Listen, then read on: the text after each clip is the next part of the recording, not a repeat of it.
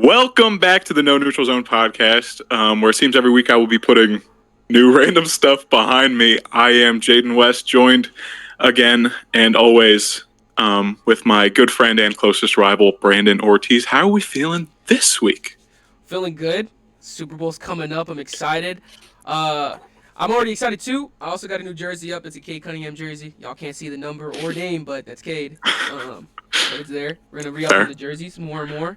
And I'm wearing my good buddy Jayden here gave me a Patriots hoodie. It's fucking it's 2 sizes too big. But, put that on the meter. We gotta have a meter. Starting off early. That's funny. About that hoodie. I purchased it with a certain discount that I get, that we both get, and it was a good price. I bought it, very comfy. And then the AFC Championship happened, and his birthday also happened. So I was like, "Here, take it. I'm giving the curse onto you. You got it." Speaking of jerseys, Kel McCarr and Peyton Manning. So.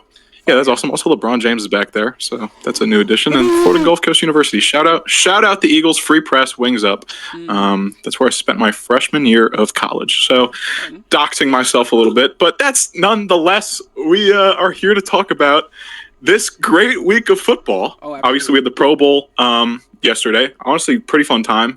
Maybe because there were so many Broncos in it. I don't think there was a single Raider, but we're going to digress on that. Garrett Bowles had one heck of a game. And, so that's that. Pro Bowl, no one really watches it, but I did because I'm a sicko. But tomorrow, Thursday, we have the NFL Honors Awards. And that's what we're going to be doing probably a good amount of the time because there's a lot of awards. We're going to be talking about our predictions, who's going to win each award, giving a little rundown. Then we'll talk about, obviously, just a little game called Super Bowl happening this Sunday. Small little game. Seahawks, Patriots. We'll be giving insight on that. We'll be talking about favorite moments from this NFL season. One of my favorite NFL seasons of all time. Reminiscing maybe before this sport is gone for months, man. Tears. Until we have to watch the UFL, man. So, yeah. Why don't we just hop right into it, Brandon? All right. That works with me. Yeah, that works with me. We can start with the awards here. Right. We'll start from kind of the least cool to the most cool. I'm not sure if that's how we're gonna frame it, but assistant coach of the year is gonna be what we're doing first. Just get it out of the way. Who do you have winning assistant coach of the year? Now, might be a little biased because he will be more than likely our head coach. So I'm going to say Clint Kubiak. I think coming to the Seahawks, uplifted Sam Darnold, made him look amazing. The Seahawks offense is also really, really good this year, if not the best offense. Not too much to say on it. The Seahawks are where they are now, I believe, because of Clint Kubiak's just offensive mind. And that's pretty much it. There ain't too much to say about it. No, yeah, I could agree. I don't think I'd give it to Josh McDaniels. I guess I should. Maybe I should have read the candidates: Vic Fangio, Brian Flores, Clint Kubiak, Vance Joseph, Josh McDaniels. That's the rundown. Really, I think it's maybe 2 guys: Vance Joseph, Clint Kubiak, and that's why maybe a little biased. I went Vance Joseph. Statistically, the second best defense, first in sacks, and really the Broncos trotted their way to the AFC Championship, 14-3. Due in part to Bo Nix. The offense obviously did get bailed out sometimes, a lot of the times, by this defense. This defense was incredible. Nick Benito, that whole D-line, Zach Allen. And then you have Pat Surtain on the team. Obviously, it's going to make your job a lot easier for Vance Joseph. So I went with that. Again, we don't really have to dwell on assistant coach of the year too much. We'll get into some super nitty-gritty awards here in a little bit. That's that. Yeah, go Vance Joseph. I'll be rooting for you. Yeah, it's a 2-man race between the two. I think it's just between them two. It's whatever you value more, whoever one was better, I guess, deems it. Yeah, I think Josh McDaniels has been in the league just so long and has won so much already with the Patriots that it's I don't even want to. Dude, we can't give it to you. Yeah, we can't really give it. I don't even want to talk about Josh McDaniels. So I'd rather not even hear. Me neither, man. Yeah, I'd rather not. We've had Josh McDaniels horror stories. So I guess speaking of that coaching staff, and Josh McDaniels. I'll read the candidates for Coach of the Year, but really it should go to one man and one man only. We got Liam Cohen, Ben Johnson, Mike McDonald, Kyle Shanahan. But it's really ultimately going to go to Mike Vrabel because I don't even think you need to explain yourself on this one, really. No, I think Vrabel has it by far. I did like the Ben Johnson shout, though. I think he really did flip the Bears a lot, but it's Vrabel. It's by far. Yeah, I could see the Ben Johnson runner-up, even Kyle Shanahan, just because of the 49ers and how they fell apart, and he still brought them to, I think it was, the wild card? The divisional. I respect divisionals when they got booted by the Seahawks, my bad. Divisional. So, yeah, Vrabes, he completely flipped the Pats, made them, 4-14, 4-13, 18 games, 4-13 over the past 2 years. And, they're in the freaking Super Bowl. So not much to say about that one. I think we'll probably start to get to actual maybe conversation here when we get to comeback player of the year, where, hold on, let me scroll down here. Hopefully Oh, here we are. Stephon Diggs, Aiden Hutchinson, Trevor Lawrence, Christian McCaffrey, and Rain Dakota Prescott. Who do you have here for AP Comeback Player of the Year? I got CMC. Obviously, last year he was just injured, so he didn't play. And then this year, dude, he turned up. He was just the complete offense for the 49ers. He was, I wrote it down, was second in carries, was top 10 in rushing yards, but he was also number 1 for receiving yards amongst running backs and was top 30 for receiving yards in general. 10 touchdowns was top 10 too. So he just if you're comparing it to last season to this season, it really should just be CMC. To me at least. That's me. I literally said CMC, wrote down the exact same stats because it was an impressive year. 2024, he had that Achilles thing, and then he just got sidelined, I think, after he came back against the Bills, I believe. But, when I thought if Bijan could have kept his production going, he was on pace for, I think, probably the most scrimmage yards by a running back ever, all time, maybe even by just a player in general. No. But if he would have kept that going, obviously he did not. CMC has to win it. Trevor Lawrence, close. But I think coming back from just being bad shouldn't really dictate it. Yeah. It's kind of like the DeMar Hamlin-Joe Flacco race where Joe Flacco won it, but DeMar Hamlin quite literally passed away on the field. So one guy was just old, one guy literally died. So comeback player of the year makes no sense sometimes. But I thought we were going to have some debate on that, but I guess not. Eventually. Maybe. When will we heat up here? When will the vibes get? Maybe. Okay, hold on. Let's see this one. Defensive Rookie of the Year, we have Abdul Carter, Nick Emenwari, James Pierce Jr., Carson Schlesinger, and Xavier Watts. 2 Atlanta Falcons. 2 young defensive pieces there. That's pretty cool. Who do you have for D-Roy? I kind of am a little bit torn between Carson and Nick, right? I'm not even going to even take the chance of pronouncing their last names. Emenwari, I believe. Yeah, so I think it's close between the two. I lean more Carson a little bit. 156 total tackles, 67 solo wrote that tackles, down. 2.5 Fire. Two interceptions. Obviously, he's a rookie, so it's not gonna be on paper. It's not gonna look. Almost put another dinger in there. Yeah. Almost put another ding. Trying to not add it to the tally. But comparatively to amongst other rookies that are defensive minded or defensive players or whatever, I think he did really good. Brown's defense always looks good. They also kept him in the game. I know a lot of times it's Myles Garrett, but he also did play his part, so he did really good. And then Nick, I could read his stats too, but he also did really good too. 81 total tackles, 56 solo tackles, 2.5 sacks, 1 interception. Did also great too. Yeah, so I think gross. It's close between the two. It's close. It's close for sure. I could see Nick Emenwari. Sorry, Nick. But I think he's not going to be watching this. He's preparing for the literal Super Bowl. Yeah. So I don't think he'll mind if we mispronounce it a second. I just put Carson Schlesinger because that is one heck of a rookie season. Mm-hmm. You add 11 TFLs on the rest of the stats you just said, and I mean that's a career. It's maybe not a career year for like a normal linebacker, But it this really guy did for was his rookie season. balling out. That's a great year. That's That's an what I'm saying. amazing year in your rookie year. That whole Browns draft class was pretty solid. Mm-hmm. Mason Graham maybe on the fence a little bit, but you get Quinshaw Judkins, Harold Fannin, Yeah, the Browns drafted Shador Sanders. It's decent. Drafted Then you decent. just maybe it works with Todd Monken, but that's not my favorite. Yeah. But we talked about that last yeah, week, we so did. that doesn't even matter.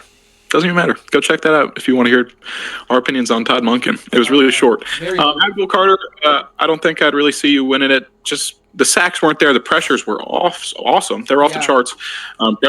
Pressure rate for Abdul Carter was awesome. Yeah. And then I don't really watch the Falcons play football that much. So James Pierce and Xavier Watts, I'm so sorry, but I know you two are very solid at football, and the Falcons defense is Xavier Watts promising. is actually tough. Like, I didn't watch too many Falcons games, but I did catch Xavier Watts. He actually looks pretty good. Also, he's pretty decent in Madden, so I kind of like it. The most I was tapped into a Falcons game was probably Week 18 when they played the Saints, and it had playoff implications for the Panthers and the Bucks. That was a fun one.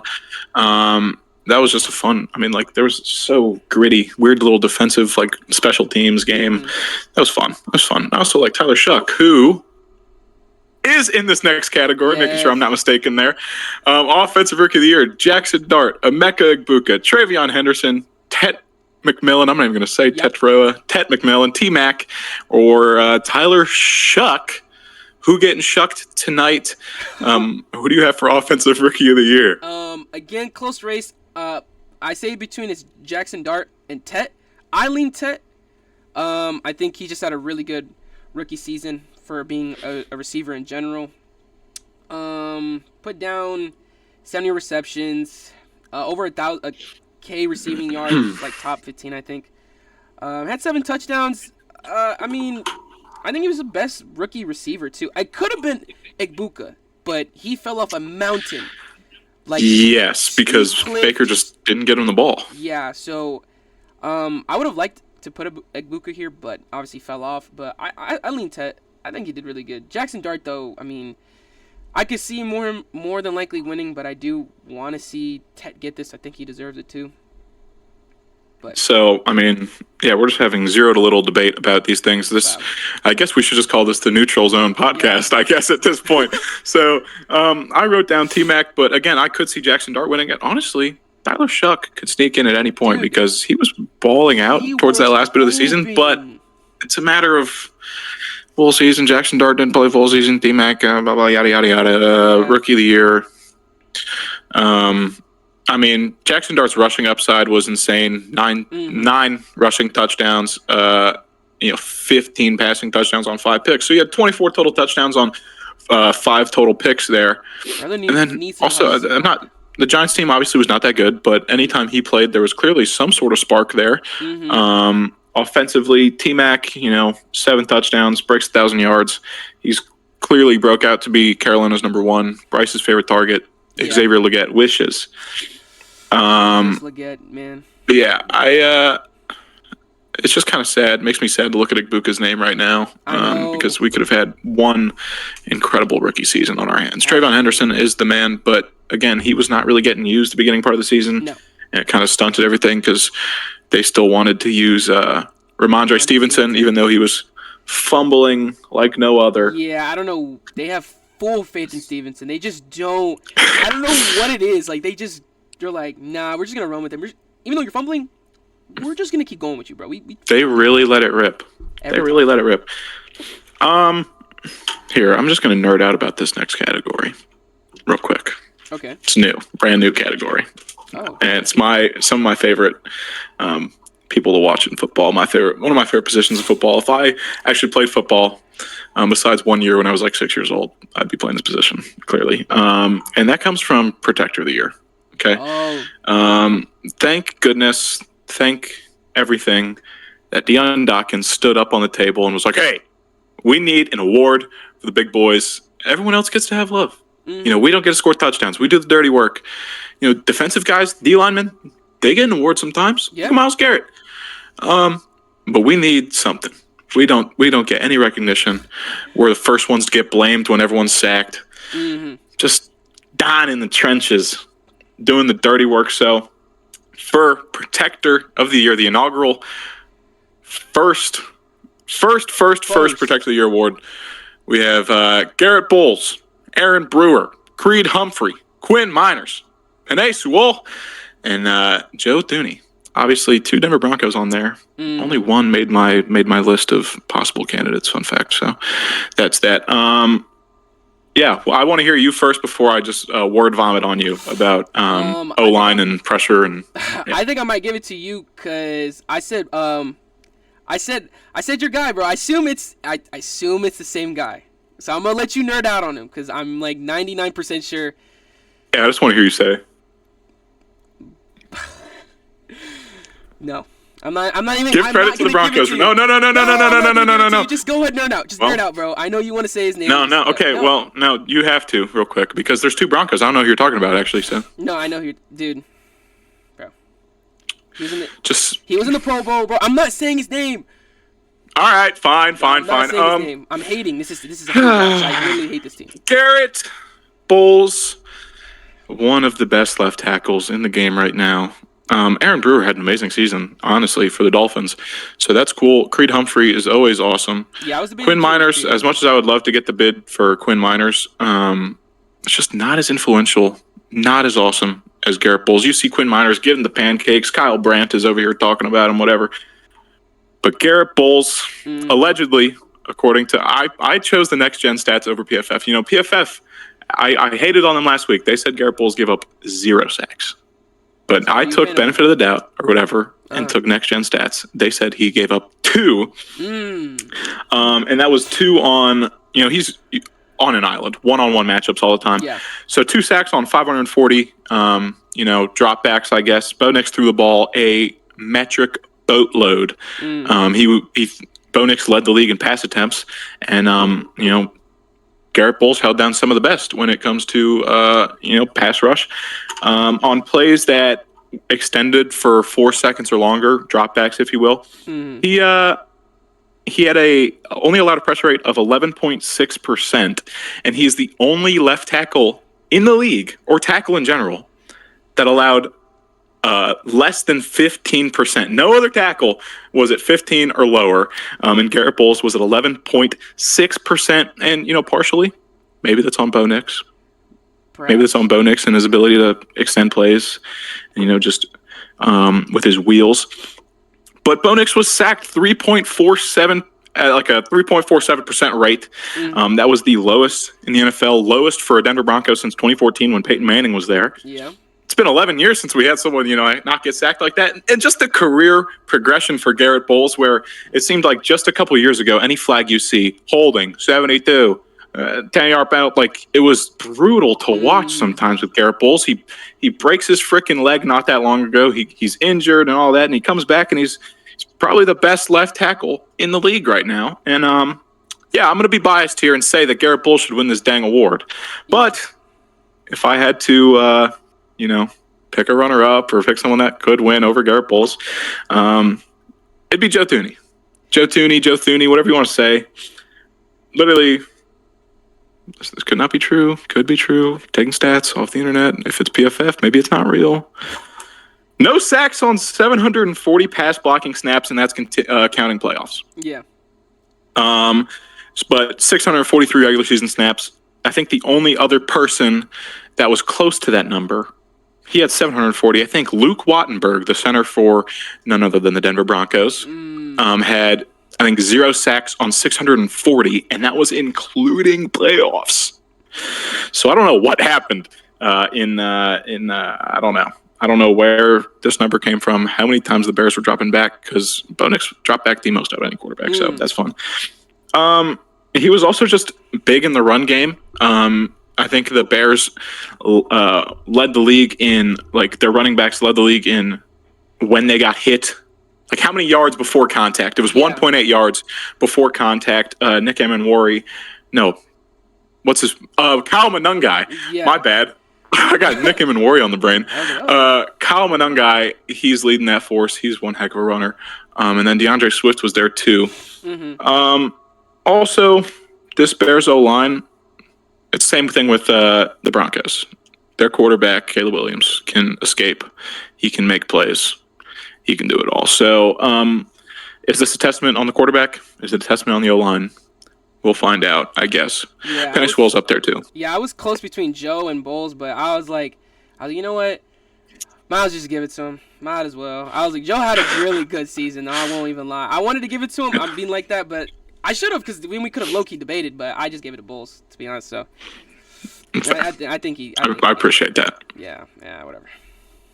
I do think Panay might sneak away with it, though, in all honesty. He was awesome. That Detroit O-line wasn't as good as it usually is, but Panay Sewell was just absolute like career year. Maybe he might not get it, though, because it just wasn't as good as it was last year. But, I mean, I don't know. Yeah, but GB is the man. Yeah. I love GB. He was like the mayor of the Pro Bowl. That's what Broncos players were calling him. That's what everyone was calling him, Mayor Pro Bowl. Yeah, he scored a touchdown in the freaking Pro Bowl. I seen that clip. I said, wow, I hate that fully. So. yo, this guy's hating during the Pro Bowl. One thing that did make my heart very happy about the Pro Bowl, I don't want to talk about the Pro Bowl too much because it's the Pro Bowl. First off, Shador Sanders threw a pick on his first drive. It was not his fault. It was Jamar Chase. It was Jamar Chase's fault. We know this. No, for sure. But in a play that got called back, 2-point conversion that got called back, Gator great, Jim DK threw the ball to Garrett Bowles, and it made me just so happy. So that's awesome to see. Oh yeah. Can we get some actual debate going on though? Like, actually, this is literally the Neutral Zone podcast right now. And I feel like once we get to like MVP, maybe we'll debate, but I'm not sure. Honestly, I think we might have some debate. Let's just get Defensive Player of the Year out of the way. Yeah, Myles Garrett. Myles Garrett. Yeah, literally broke the sack record. It's literally not a debate at all. Literally, the race for second is going to be more interesting. With Will Anderson, Nick Bonito, Aiden Hutchinson, Micah Parsons. Micah Parsons obviously tearing his ACL still on this list, which is cool because he was just such a dominant force. No, for sure. Nick Bonito started off the season looking like he was about to break the sack record. Yeah, I know. Literally looked like he was about to shatter it. And then they played the Giants, and Evan Neal must have broken my boy. Yeah, I don't know. But then he came back. He came back in the season. Don't worry. Yeah. I love you, Nick Bonito. No shade. I don't at all. No okay. Well, it's because he owns your franchise clearly. Okay, Aiden Hutchinson. Yeah. The Lions were just kind of disappointing this year. So yeah, Aiden I know. Hutchinson, That's what I'm saying. I see. Aiden Hutchinson. What a man. I think. But it's not a team award; it's a single player award. Will Anderson is also a beast, but it's just Myles Garrett. It's literally just Myles Garrett. There's nothing you can do. As soon as the other boys saw him break that record, even before he broke the record, when he was a half sack away. Bro, he got that freaking 5-sack game against the Patriots, dude. Absolutely murdering Will Campbell. Oh my god. Well. Yeah, we will get to Will Campbell probably later because I'm sure we probably have notes about him being an absolute traffic cone this year, which not ideal going into the Super Bowl here against the Seattle D-line. But Offensive Player of the Year, do you have any? Yeah, what do you got? Let me say the frickin'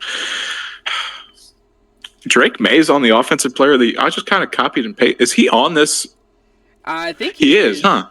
Drake May, Christian McCaffrey, Puka Nacua, Bijan Robinson, Jackson Smith, and Jigba. I didn't even really peep. I just kind of copied and pasted this into this doc here. But Drake May, if he doesn't win MVP, he has a fallback plan. Yeah. Would that be the first guy ever to win Offensive Player of the Year and MVP? I don't know. I have to look that up. Surely not. Has that happened? Surely Peyton Manning. Probably. I don't know. I'm just going to say things. He won 5 MVPs, so surely there was one in there. Okay, my bad. Who do you have for that? I got JSN. Can we go both JSN?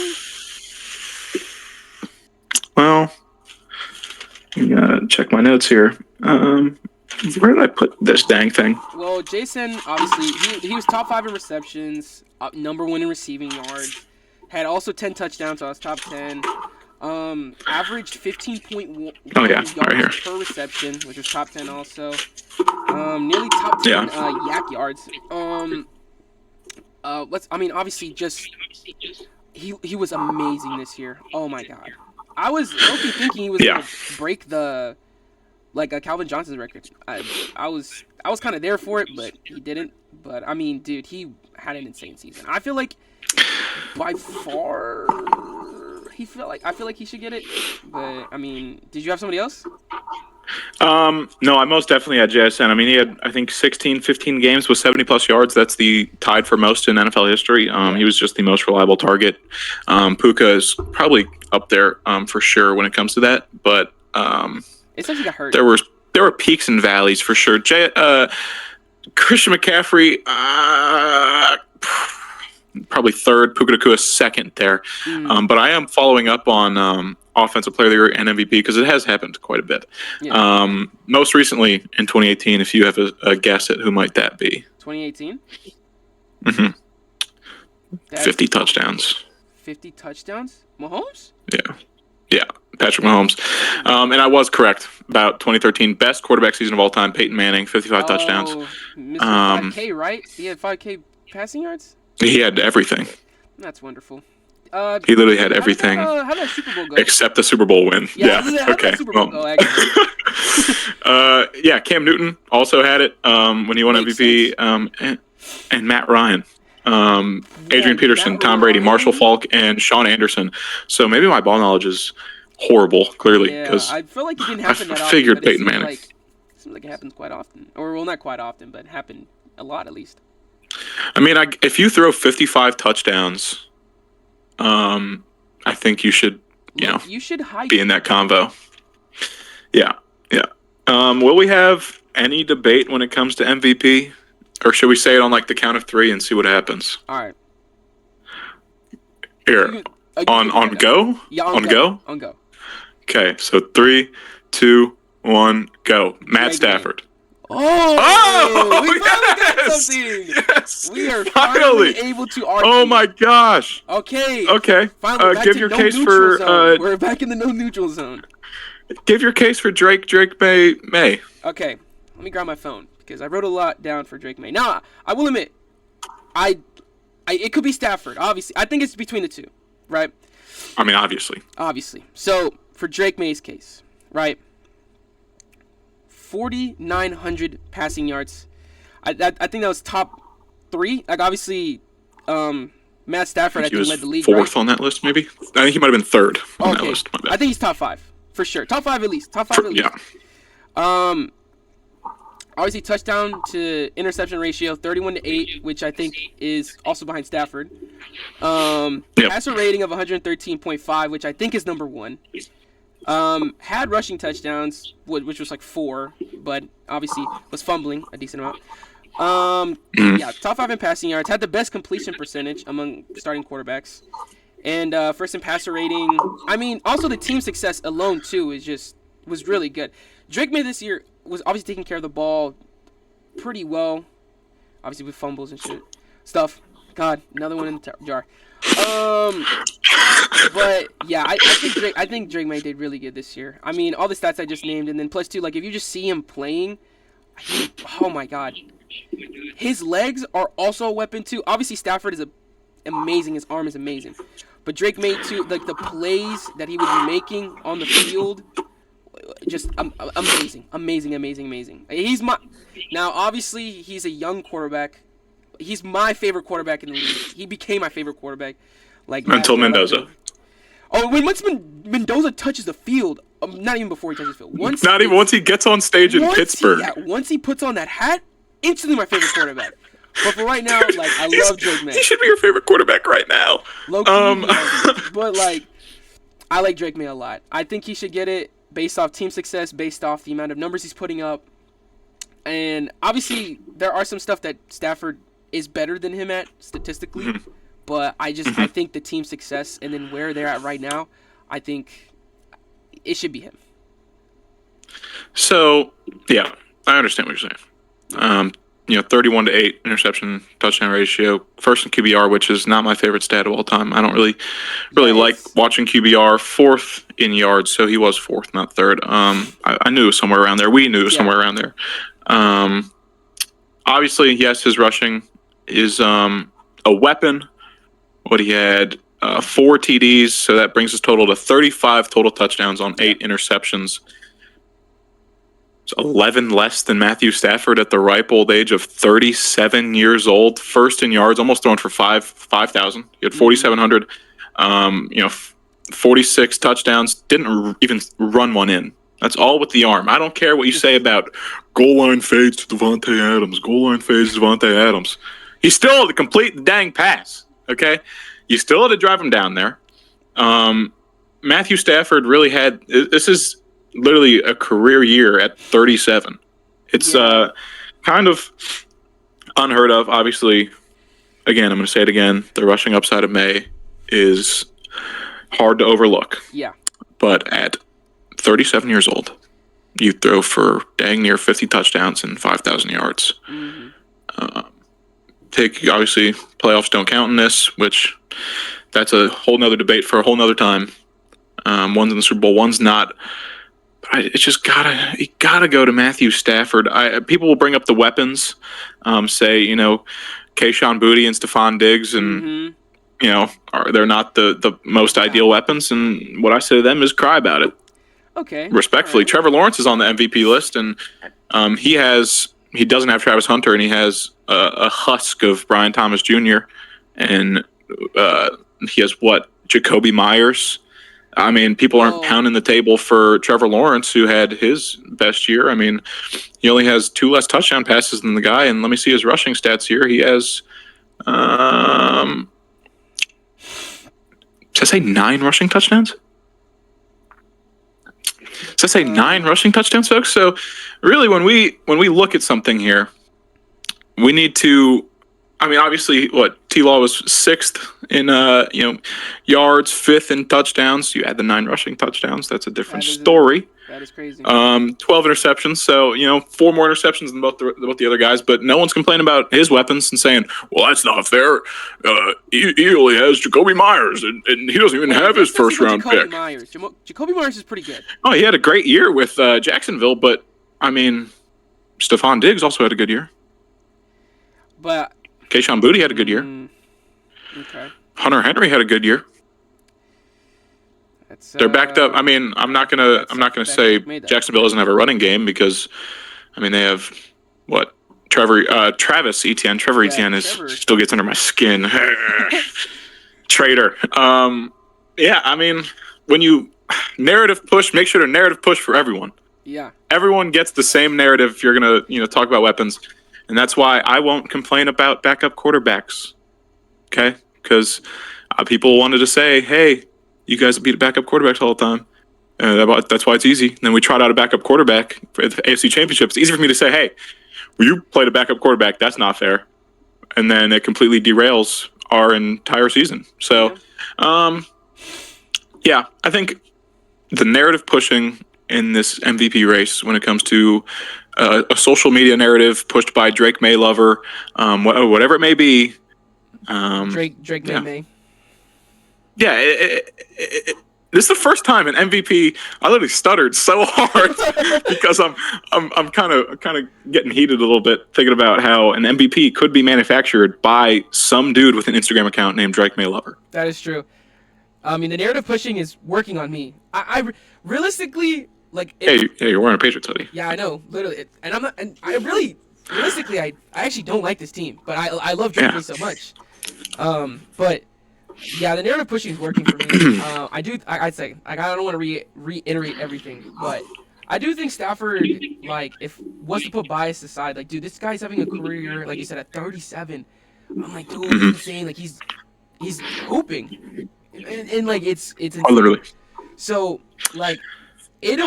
regardless, it'll make sense who gets it, but I'm going off narrative.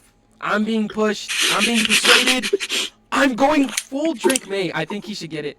So, and then obviously, I mean, if it caps it off too if they win the Super Bowl. So, It just. Yep, but it's a regular season award, so Yeah, I know. stop narrative pushing. Stop narrative pushing. Stop narrative pushing. Are you trying to silence me through the camera? Narrative pushing.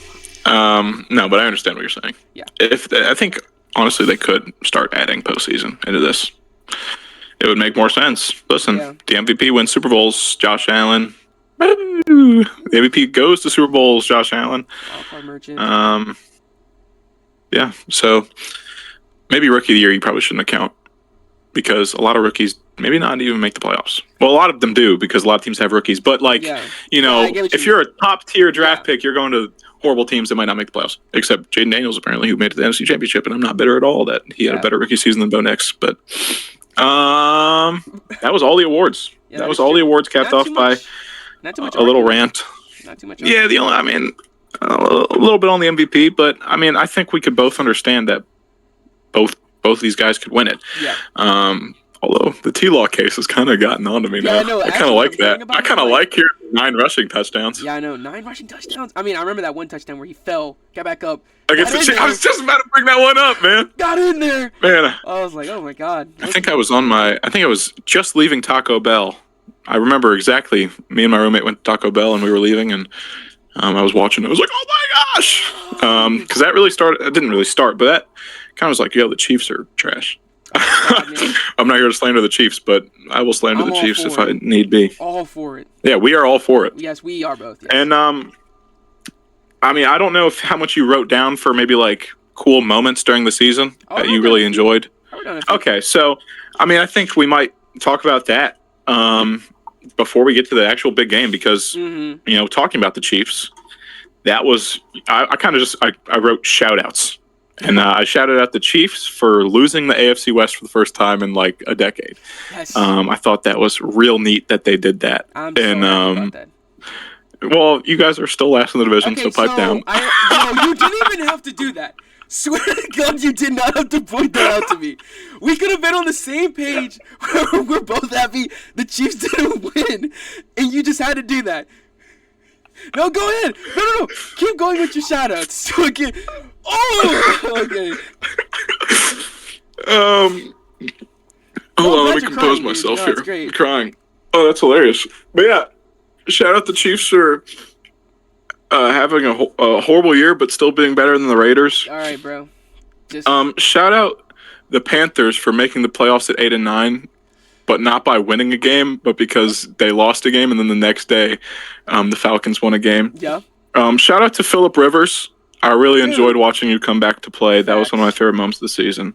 I'm not sure if you have a favorite Phillip Rivers moment from the season. It was very short-lived, but watching him Monday Night Football against the 49ers. Hey, we're good. Yeah. Just making every check at the line.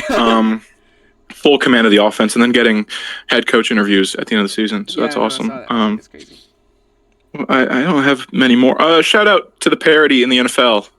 First playoff without Lamar Jackson, Pat Mahomes, or Joe Burrow in many a years. Mm-hmm. So that was fun. Made the season really fun. I think that's what made this season so great is that so many teams that aren't normally, top dogs were top dogs. The Patriots and the Broncos were back on top. They're normally top dogs back in the day. Maybe we've been beaten and battered the past couple of years. Maybe the Broncos more than the past couple of years. Yeah. But the Colts were back for a bit. Shout out Daniel Jones. That's awesome. Shout out the NFC West, except the Cardinals. Yeah.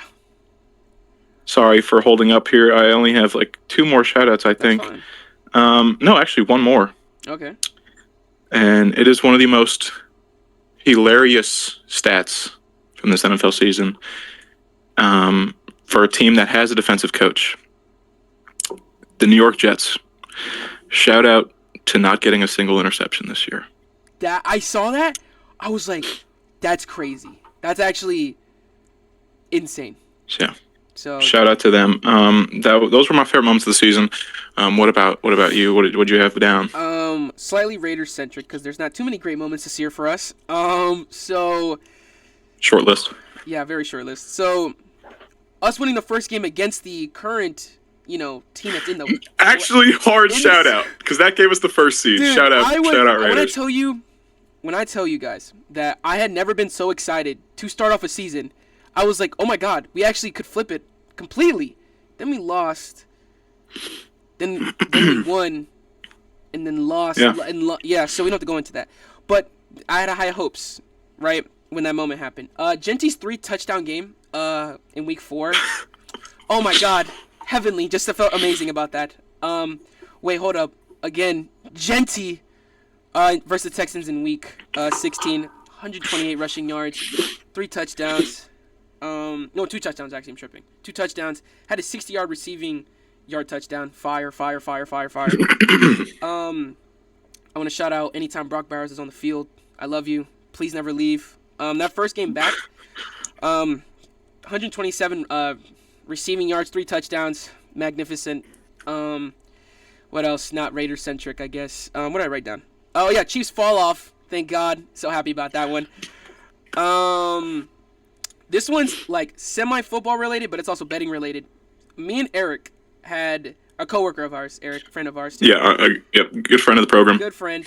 He wants to be a part of the podcast at some point. He was mentioning to me. He's actually giving me a lot of slack for that. That I said no because you don't know any ball. Ravens fan with the least amount of ball knowledge. Yeah, literally does. Yeah. So me and Eric, we put up a parlay because I was putting up a bet. Ironically enough, to bet against the Raiders in a sense. I betted that we were going to win the game because it was against the Titans. And I had over Cam Ward's rushing yards, and I had locked Geno Smith interception, and something else. And I was putting up the parlay, and it was gonna win me like over $100. And then Eric walked in, saw the bet, and I told him about it, and he was like, "Yo, I'll send you 10."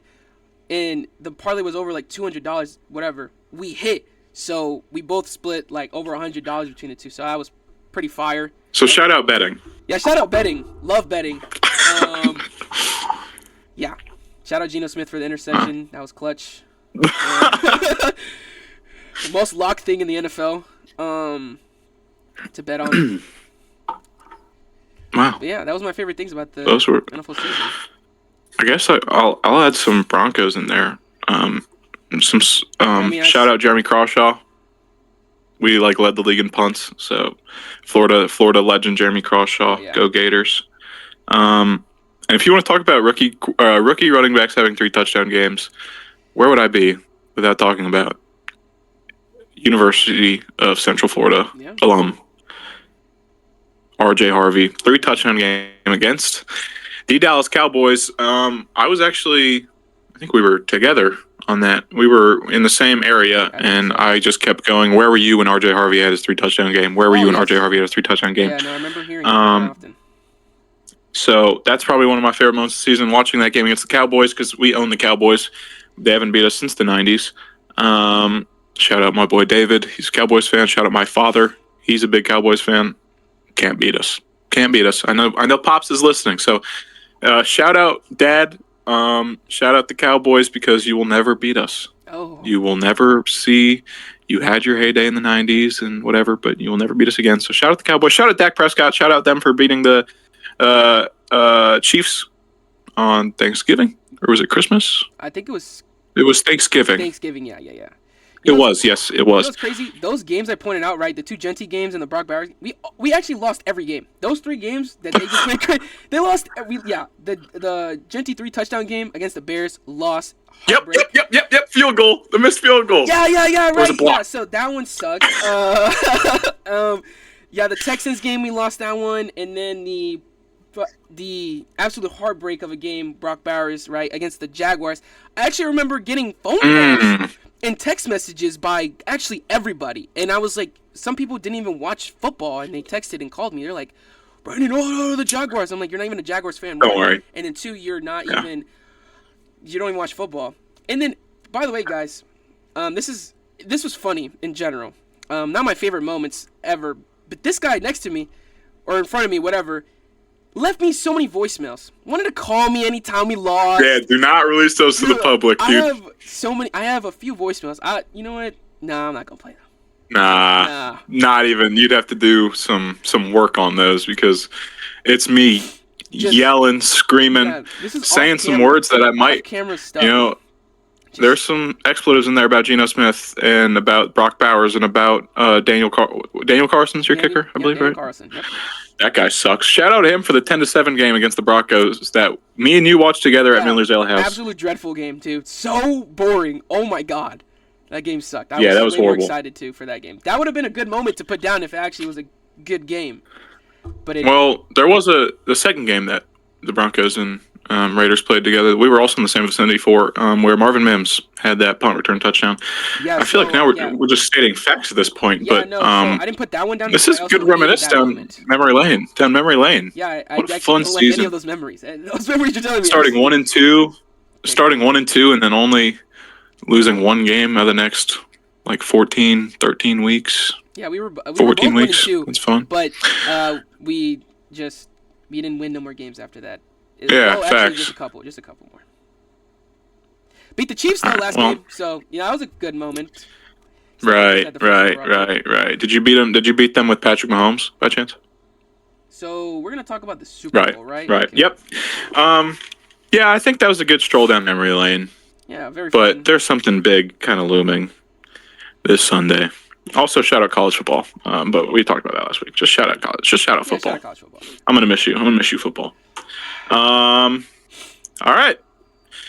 The big game Sunday. What time is it? 6:30? Is that when it starts? That kickoff? 6:30? Or is that when coverage starts? I think that's when coverage starts. I feel like it says 6:30 p.m. 6:30 p.m. Wow, I thought it was like later. Yeah, it usually starts because there's the halftime show and all the commercials and festivities. So if they started that thing at 8 p.m. like a normal game, Eastern time, the correct time. A lot of people say Western, but if it started at like 8 p.m., we wouldn't be done until literally probably 2 a.m. That is very true. And I get sleepy during the Sunday Night Football games, so Facts. That's just me. So yeah, Sam Darnold into the Seattle Seahawks versus Drake May and the New England Patriots. If you said this Super Bowl matchup at the beginning of the season, I would look at you like you had four heads. Facts. No one could have guessed this coming at all. The Seahawks open as 4.5-point favorites. I think the line has always been 4.5. If I'm not mistaken, I'm not sure. I said opened like I knew. But yeah, let's talk about some keys to victory, I guess, for both teams and matchups that you're looking for exactly. So I guess take it away here. If we're talking about matchups, so I have like three that I am going to be looking at just to see like how that goes. Christian Gonzalez on JSN. I think that would be fun. Yep. I want to just see if JSN either kills Gonzalez or Gonzalez actually holds JSN, which I think will be regardless fun watching. Weatherspoon, either Diggs or Butte. I don't know who he's gonna be guarding because I really don't know who's the one for this playoffs. It could be Butte, I guess, because he's been playing. I don't know if necessarily he'll shadow just because of the defensive talent. Yeah. They'll probably end up doing what the Broncos did. They ended up having Riley Moss on Stephon Diggs at some points, which made you hold your breath because Riley Moss. But I think they'll just kind of back and forth. Yeah, depending on this game. The only real follower would probably be Christian Gonzalez against JSN. And then Seattle, I don't think they really have to worry too much when it comes to their number one. It's on the scheme. But DeMarcus Lawrence on versus Will Campbell. I wrote that down. That one I think will just be insanely funny because I think Will Campbell will get absolutely murdered. I mean, genuinely, I'll be surprised if Will Campbell even holds himself. I do think Drake is going to have to use his legs quite often. I think he's going to have to get that ball off quick. Going to have to move a lot. So hopefully he doesn't take that diving tackle that he tried attempting last time. Oh, against Nick Benito. Yeah, let's hope he doesn't do that. Just tried to chop him right at the legs and absolutely whiffed. So let's hope Nick Benito's not. Nick Benito's hard to guard, so just gonna unless you're Andrew Thomas, but that's neither here nor there. We're talking about the Super Bowl. Yeah. Those are my matchups though. Those are the three that I'm looking at. Yeah. So honestly, kind of there. I think top 5 cornerback versus offensive player of the year most likely is huge. Gonzo has been literally top 5 in many major categories. So when you look at cornerbacks, you have your Derek Stingley, you have Pat Surtain, anyone. Literally, you could say anyone from the Texans. Yeah. They had multiple Pro Bowlers. And then literally the race has kind of been tightened up to Gonzo. Gonzo's kind of really had one heck of a year after injuries and whatnot. And I think that's very important to watch because if JSN's not working out, who are the Seahawks really going to target next? Is Mike McDonald been plotting? Well, Clint Kubiak, has he been plotting for that? I feel like Cup's gonna. Are we going to see? Yeah, exactly. Cooper Kupp. Cup's gonna eat a little bit. What's his face? Who's their literal the tight end that is cooking right now? Oh, yo, am I gonna have to look up the depth chart? Do I have a lack of ball knowledge?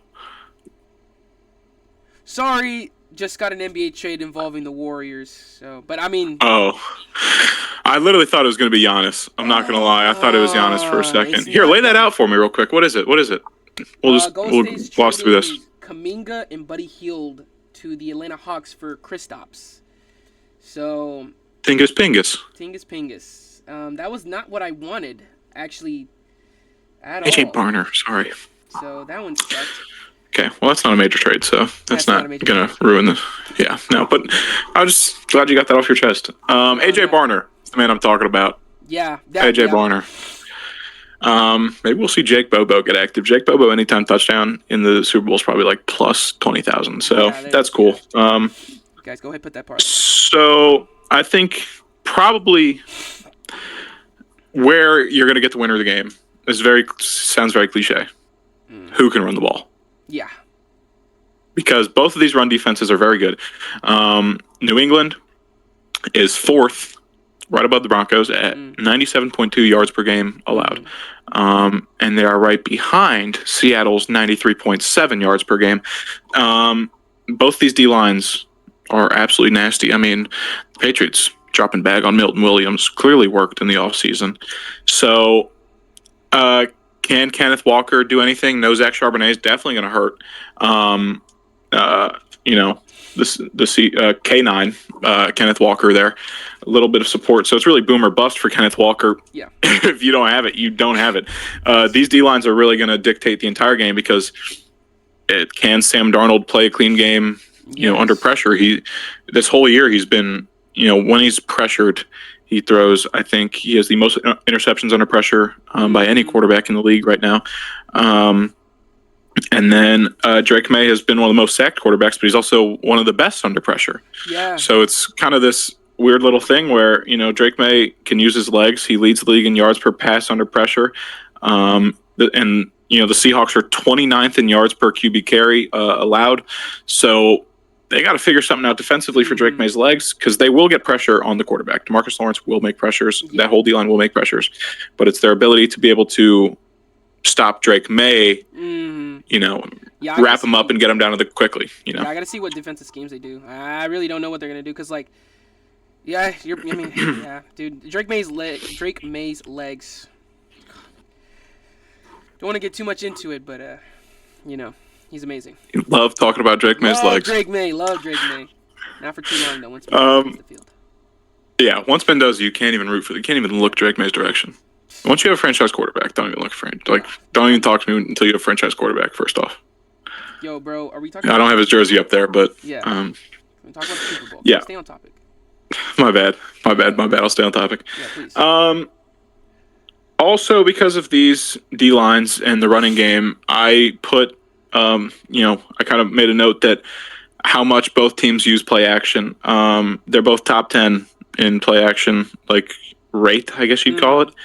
And then they run at a top 6 rate, each team. So whoever can really get the run game going can start to use that play action they love. And, I mean, really, if you can't get the run game going, you're pretty screwed. Defense wins championships. Very cliche. I'm just ripping cliches. Run the ball, play good defense, win the game, don't make mistakes. Obviously, that's how you win football games. Yeah. But it sounds like more than ever, that's how this game's going to come down. Mm-hmm. That's Um, really that's kind of what I wrote down too. Everything you're kind of mentioning, I wrote down. Like I'm like, who's gonna run the ball better? Like that's what the game is based off of. Who's gonna run the ball better? Literally, this is the second episode of the No Neutral Zone podcast, but it seems like it's the first episode of Yeah, a brand new we're just podcast called Literal Neutral Zone Gray we're Area on the same Agreement. page. Except for MVP. I think it's a rookie quarterback versus what feels like a brand new quarterback in Sam Darnold. Yeah. So who's going to be able to control the nerves better? This is the biggest moment of both their careers, and this big moment's coming in Drake May's second year. Mm-hmm. He hasn't even played all 34 games of 2 full seasons. He hasn't played 2 full seasons because Jacoby Brissett was starting for that first year, and people didn't expect him to come out and look this good. So, can he hold it up for one more freaking game? Can TreVeyon Henderson hold up for one more game? Can Will Campbell literally look like a somewhat of a tackle for one game to protect his core? We remember his draft interview where he was like, "I will do everything in my power. I will live and die to protect Drake May." Mm-hmm.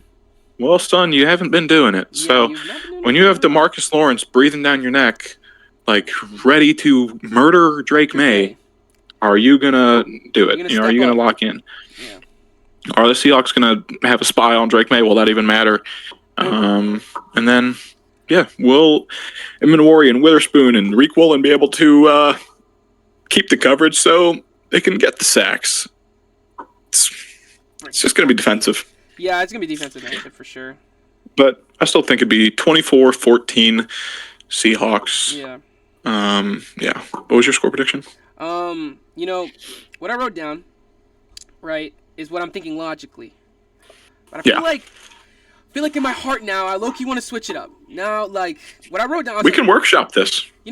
Okay, what I wrote down, I said Seattle was going to win. I think they're going to win 21-10. But now I feel like talking about Drake May, letting the biasness come through, and, like, really hard believing in May's legs, May's work. I'm gonna say the Patriots are gonna win, man. I'm gonna switch it up. Last second switch up. You're GFM, dude.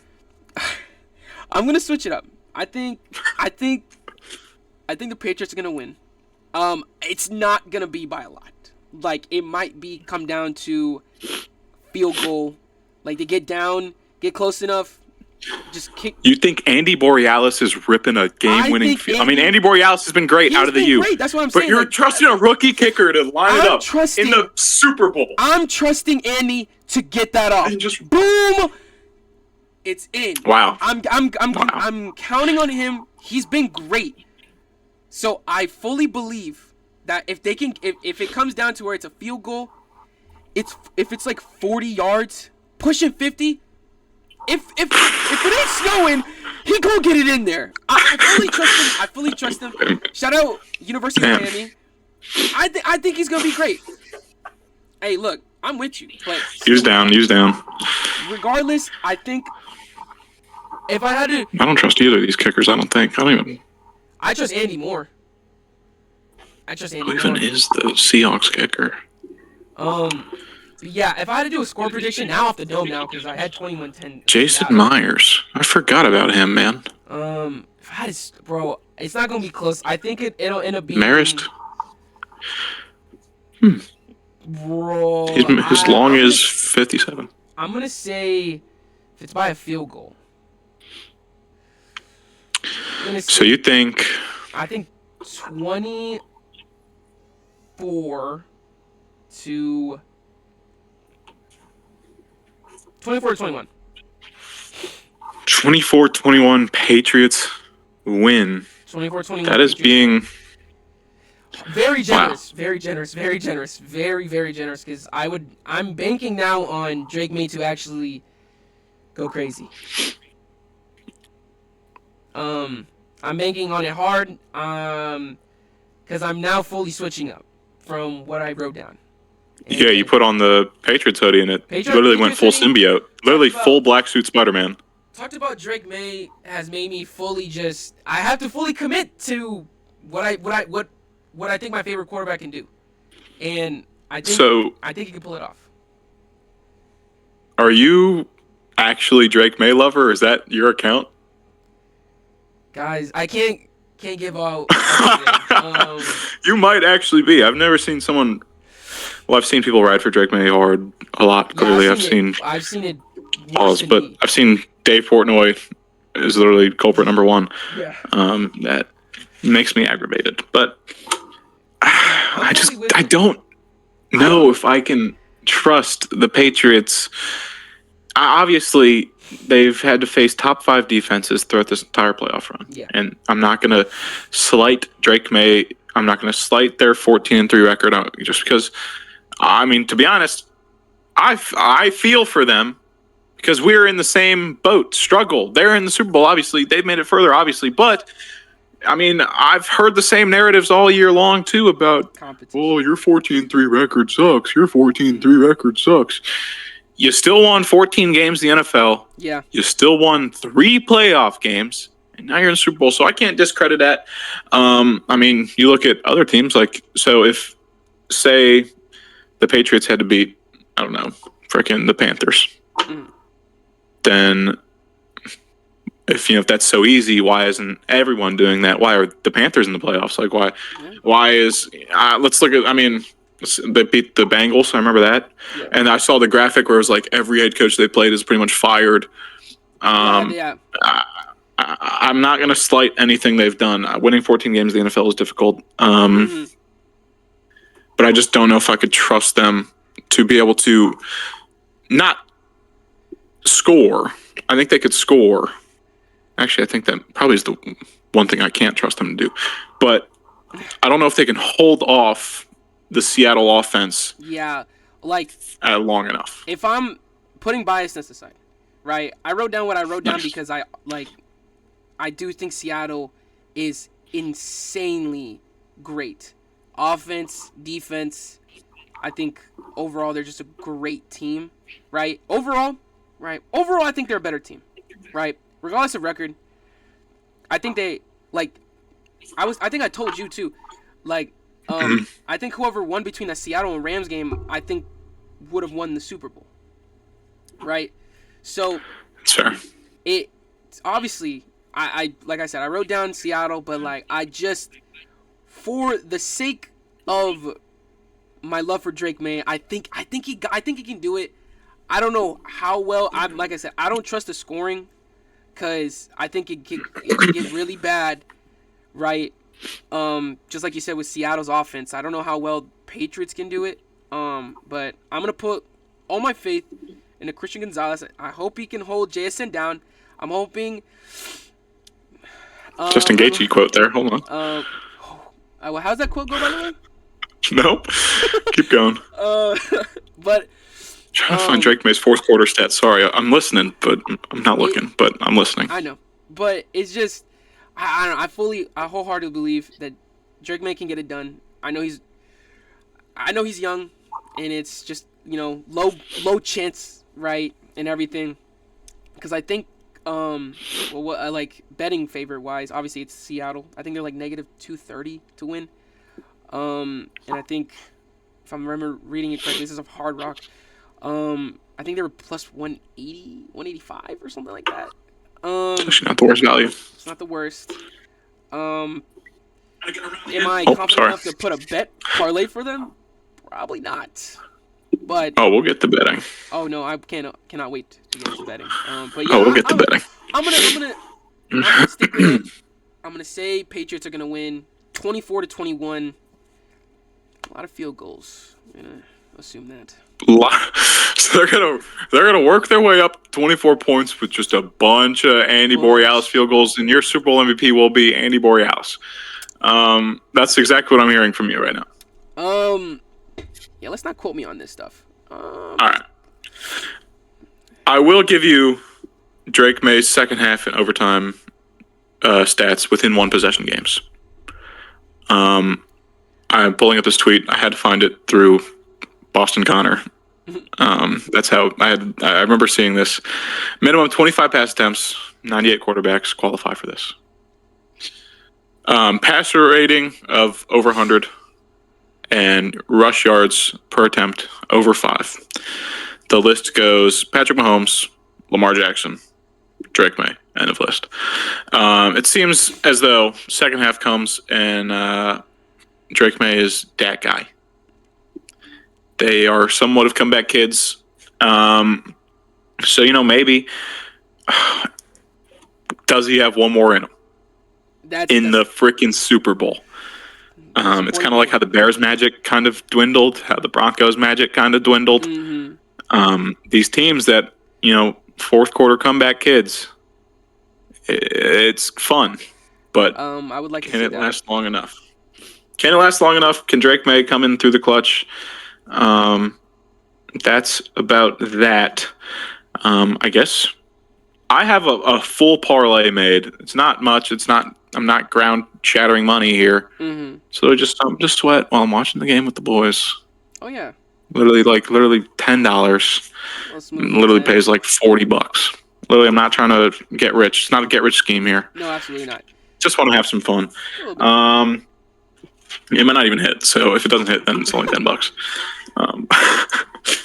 But yeah, here's I don't know if I want to call it Jayden West lock for the Super Bowl, but this is, I guess, the No Neutral Zone podcasts, plural, because there's gonna be plural parlays. Well, I'm assuming I have one. I'm not sure how many. If you have just one, or if you just have player props. I have player props. I mean, I could set up a parlay like as you're talking, like in my head, what I think could be. Yeah, for sure. First. If you speed run a parlay, okay. So I think, you can alt spread this, ladies and gentlemen, JDs and Littlemen. You could alt spread this if you want, but I honestly don't mind the Seahawks -4.5 spread against the Patriots.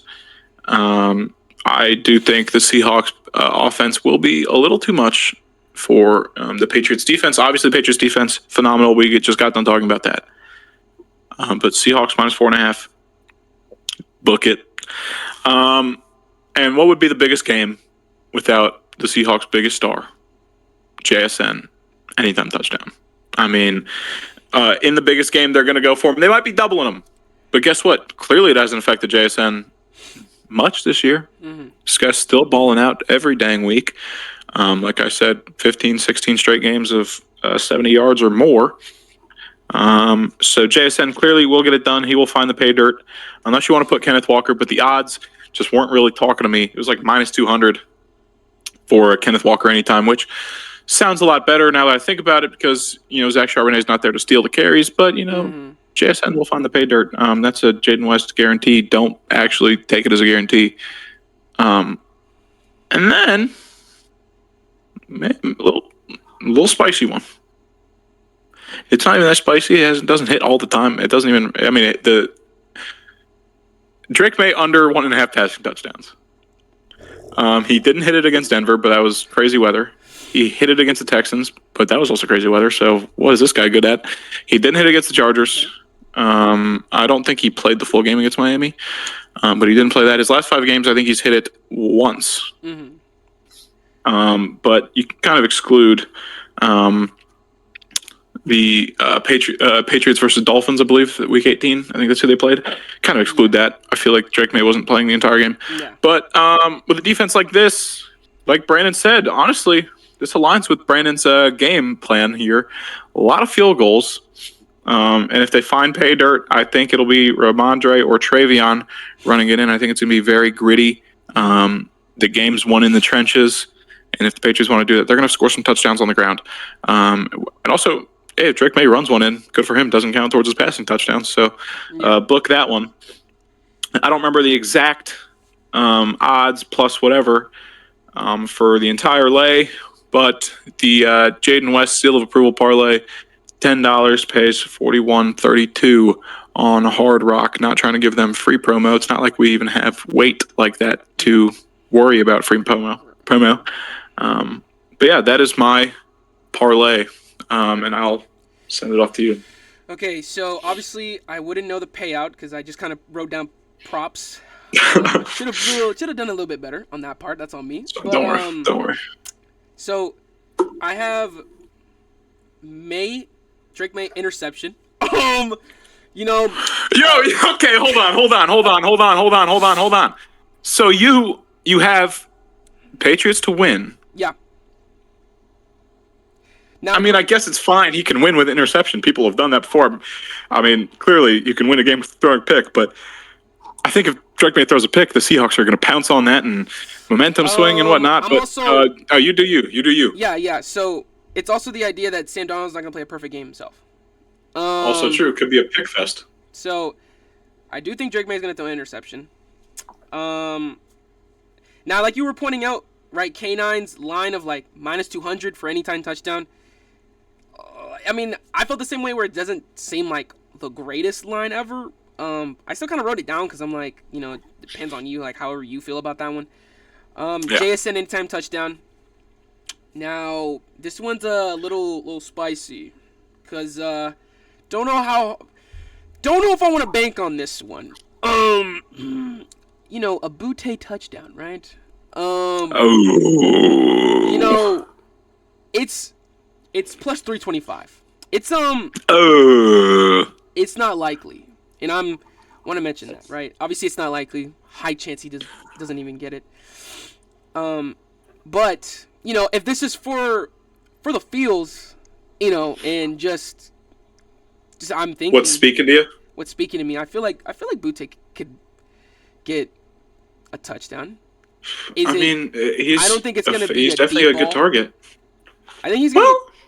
It could be. Like I said, Drake May under pressure. Drake May under pressure. Throws them deep balls. It could be a slant. Calm little slant. Could be. I think that's slant. how Stephon Diggs would score in the red zone. And listen, book that. Maybe book that. Yeah, I was thinking about Mac Hollins. No, for sure. All right, we're just gonna first. Yeah, never mind. I shouldn't even said Mac Hollins. Warriors come out to play. That's Mac Hollins, right? I know. I've seen that. All right. Oh gosh, I can't stand Mac Hollins. Yeah. No. Am I confident about the Butte touchdown? Absolutely not. Butte. I think it could be an end zone thing. I feel like you were saying, Diggs. You're setting that up for Diggs, but maybe that's what they're thinking. Who's open in the corner? Butte. Right. Could set it up. It's plus 325. That payout would probably pay out, decently well. So, depending on obviously if, everything. You could retire off that money. I'm just joking. Clearly not. I mean, if I had to set up in a parlay, it'd be, right, Jason anytime touchdown. I think May interception. I think I'll put K9's anytime touchdown. And then Butte touchdown. Butte anytime touchdown. All right. I don't know the payout. Wow. No. I don't think either of us do. But I feel like it should be decent with definitely the Butte anytime touchdown. So should be pretty well. Wow. Not gonna say tail it at all because I don't even think you'll tail it. I'll put it up. See if that lands. Yeah. I'll put it up. Yeah, we could post about it. Talk about it next week or post about it. Yeah. Which one of our parlays hit? Yeah. I might make a second one, concoct it. But not right now. Definitely. I gotta get in the tank for that and think about that. Yeah. It's gotta come close. But man, I don't know how long of an episode that was. No, for sure. I don't even know if it was made sense. But I appreciate anyone, if anyone, probably my dad. Hi, Dad. Hi, David. Hi. Well, David's my buddy. He'll probably make it through. Yeah, I'll probably say hi to my family. Like all of them, I'm pretty sure they all watch it. So shout out the family. A couple of the boys. Yeah, a couple of the boys might be watching. Yeah. Yeah. So hold on. Yeah, we'll say that and then see if they text you about it. Facts. So if any of the boys at the group chat, whatever group chat we might be in together, if you text me and say, "Hey, appreciate you shouting this out, talking to me on the cast," we know you have full support. But yeah, heck of an episode. I don't know. Hopefully the shout outs rang true to other people. I just wanted to reminisce on the NFL season before we lose it for literally months. And then I guess the draft is coming up, so there'll be plenty of talk about that. That one. But next week we'll probably be talking about, we'll talk about Super Bowl winner, but we talk about trade deadline, NBA basketball. Trades. NBA trades. I will. Giannis has yet to move. It's got to happen literally in starting in 8 minutes. It'll be February 5th. Mm-hmm. And he has to be moved by, 4 p.m.? Yeah. Yeah. So that would hurt my soul. Yeah, the Warriors But, already hey, have their trade, so that's life. For me. World Baseball Classic's coming up. Baseball's coming up. Hockey is coming up. Olympic break is coming up. Gosh. Okay, that's WH8. But yeah, we appreciate anyone who has watched this. You could find us. You could find literally just search up this entire No Neutral Zone podcast on Instagram, TikTok. You could find Brandon at Brandon.Ortiz. Yep. He has a certain way of spelling it. I could put it in the description. We can put it in the description. Ortiz with 3 Z's. They're pretty much it. Likes making it difficult. And then if you want to find anything I do, it's at Next Up West on Instagram, TikTok, whatnot. I have to switch up my name, man. Yeah, maybe. Well, I mean, you have a good name, like a solid name, but yeah. I don't know. Yeah. But yeah, we will allegedly we record these on Wednesdays. Yes. And they might be out Wednesday night, Thursday morning ish. Late Wednesday. Probably this won't be out Thursday. Yeah. Enough rambling from me. We will see you guys next week. Appreciate it. Have a good one. Go Broncos. Go Gators. Yes.